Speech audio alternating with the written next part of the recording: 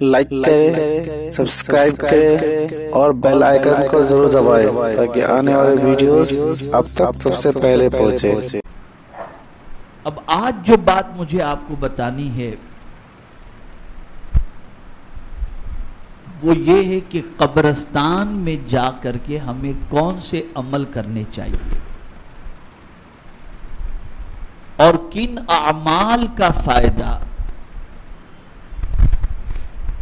قبرستان والوں کو، اہل قبور کو اللہ عز و جل عطا فرماتا ہے اور کتنا عطا فرماتا ہے۔ میں نے بہت سارے ظالم ایسے بھی دیکھے ہیں جو قبرستان کے اندر فون پہ بزنس کی باتیں کرتے ہوتے ہیں، دنیا کی باتیں کرتے ہوتے ہیں۔ وہ جگہ عبرت کی جگہ ہے، نہ کہ وہ جگہ تجارت کی جگہ ہے۔ اور جس کو قبرستان پہنچ کر کوئی نصیحت نصیب نہ ہو سکے، پھر میں سمجھتا ہوں کہ اس کے لیے کوئی دوسری جگہ نصیحت کی نہیں ہے۔ قرآن مقدس میں رب قدیر جل جلالہ نے ارشاد فرمایا، ربنا اغفر لنا ولإخواننا الذین سبقونا بالایمان، اے ہمارے رب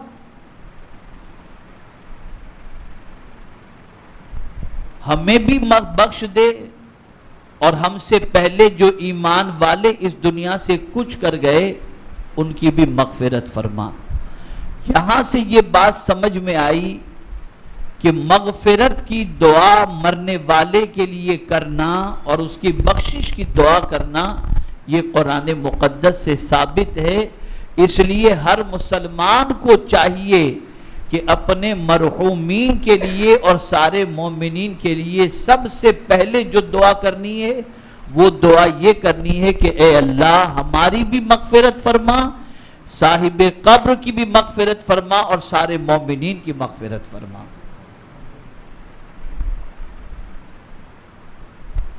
آقا کریم صلی اللہ تعالی علیہ وسلم کے ارشاد کی روشنی میں قبرستان جانے کے بعد کے کچھ معمولات، کچھ وہاں پڑھی جانے کی چیزیں اس کا ذکر موجود ہے۔ رسول اعظم صلی اللہ تعالی علیہ وسلم ارشاد فرماتے ہیں کہ جو شخص قبرستان جائے اور وہاں جانے کے بعد سورہ یاسین کی تلاوت کرے، یعنی کسی مرحوم کی قبر موجود ہے، باپ کی، ماں کی، رشتہ دار کی، اور اس کی قبر کے پاس کھڑے رہ کر ذرا اس آواز سے، اتنی آواز سے پڑھے کہ قبر والے تک بھی یہ آواز پہنچے، تو فرمایا گیا کہ سورہ یاسین پڑھنے کی وجہ سے اللہ تعالیٰ قبر والے کے عذاب میں تخفیف فرما دیتا ہے، یعنی پروردگار اس مرنے والے کے عذاب کو کم کر دیتا ہے۔ اور پھر جتنے قبرستان کے اندر مومنین آرام کر رہے ہیں ان کی تعداد کے برابر اللہ تعالیٰ سورہ یاسین پڑھنے والے کو ثواب عطا فرماتا ہے۔ تو کوشش کرو کہ قبرستان جاؤ تو رشتہ دار کی قبر کے پاس کھڑے رہ کر کے سورہ یاسین تھوڑی سی بلند آواز میں، کسی اور کو ڈسٹرب نہ ہو، اس طریقے سے آپ سورہ یاسین کی تلاوت کرو کہ یہ مرنے والے کے لیے بہت ہی عظیم تحفہ ہے اور اس کا فائدہ مرنے والے کو نصیب ہوتا ہے۔ اسی طریقے سے مولا علی کرم اللہ تعالی وجہہ الکریم نے ارشاد فرمایا کہ جو شخص قبرستان جائے اور پھر وہاں جانے کے بعد سورہ فاتحہ، سورہ اخلاص اور معوذتین یعنی قل اعوذ برب الفلق اور قل اعوذ برب الناس یہ پڑھ کر کے وہاں پر مرحومین کو ایصال ثواب کرے تو اللہ تعالیٰ ساری قبر والوں کی تعداد کے برابر پڑھنے والے کو ثواب عطا فرماتا ہے۔ تو قبرستان جاؤ تو جانے کے بعد سورہ فاتحہ بھی پڑھو، سورہ اخلاص بھی پڑھو، اور قل اعوذ برب الفلق اور قل اعوذ برب الناس یہ بھی ضرور پڑھو، اور پڑھ کر کے مرحوم کو ایصال ثواب کرو۔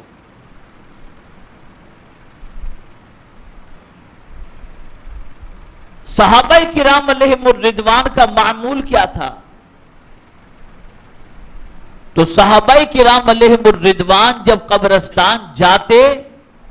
تو وہاں جانے کے بعد کثرت سے قرآن شریف کی تلاوت کرتے،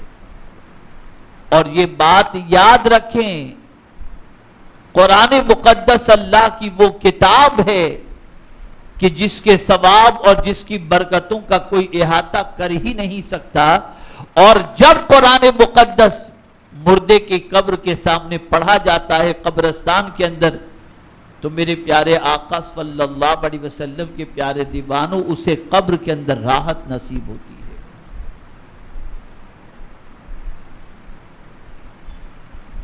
میرے پیارے آقا صلی اللہ تعالی علیہ وسلم کے پیارے دیوانوں،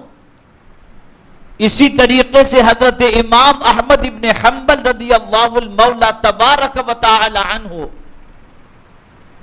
ارشاد فرماتے ہیں کہ جب تم قبرستان کے قریب سے گزرو تو 11 مرتبہ سورہ اخلاص پڑھ کر کے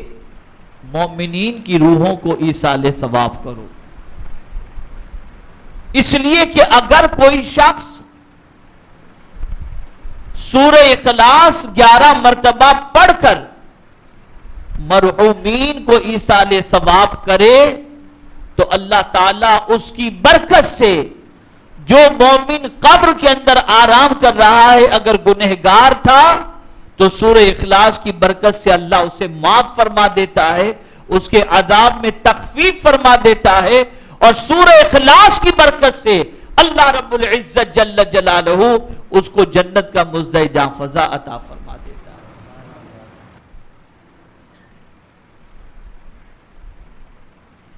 اور اسی طریقے سے جب قبرستان جاؤ تو چلتے جب رہو قبرستان کے اندر تو یہ بات ذہن کے اندر رہے، کوئی دنیاوی بات، کوئی ادھر ادھر کی بات کرنے کی بجائے یہ تصور ذہن کے اندر رکھو کہ ایک نہ ایک دن ہمیں بھی کوئی تنہا یہاں چھوڑ کر کے جائے گا، تو ہم بھی جب تنہا قبر کے اندر پہنچیں گے تو ہمیں قبر کی تاریک وادی میں کیا چیز کام آئے گی۔ تو اگر ہم نے زمین کے اوپر کچھ ایسے کام کر لیے ہیں یا قبرستان گئے اور جانے کے بعد ہم نے قبرستان کے اندر درود اور قبرستان کے اندر ذکر و اذکار کرتے ہوئے ہم چلے تو اس کی برکت سے جب ہم مریں گے تو اللہ تعالیٰ اس کا بھی ثواب ہمیں قبر کے اندر عطا فرمائے گا۔